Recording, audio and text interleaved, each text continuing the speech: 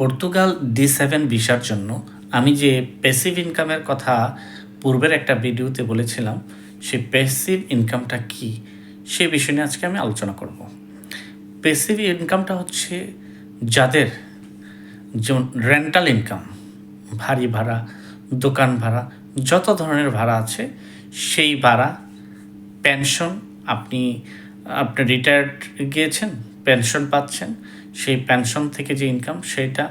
আরেকটা হচ্ছে আপনার ডিভিডেন্ড, আপনি কোনো কোম্পানি বা সরকারি থেকে ডিভিডেন্ড পাচ্ছেন, লভ্যাংশ। ডিভিডেন্ড হচ্ছে লভ্যাংশ, লাভের একটা অংশ, বা একটা বিজনেসে ইনভেস্ট করেছেন সেটা থেকে আপনি লাভের অংশ পাচ্ছেন।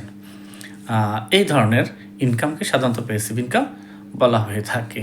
অর্থাৎ আপনার ইনকাম যদি 2 থেকে 2.5 লাখ বা তার উপরে হয়ে থাকে মান্থলি, যার উপর আপনি টোটালি ডিপেন্ডেন্ট, এর জন্য আপনার ফিজিক্যাল অ্যাটাচমেন্ট দরকার নেই। ফিজিক্যালি আপনাকে যে পরিশ্রমটা করতে হয় সেই ধরনের পরিশ্রম আপনার দরকার নেই। আপনি পৃথিবীর যে প্রান্তেই থাকুন, আপনার এই ইনকামটা আসতে থাকবে। এই ধরনের ইনকামকে প্যাসিভ ইনকাম বলে। আর যাদের এই ধরনের ইনকাম রয়েছে তারা পর্তুগালে D7 ভিসার জন্য অ্যাপ্লাই করতে পারবেন। ধন্যবাদ সবাইকে।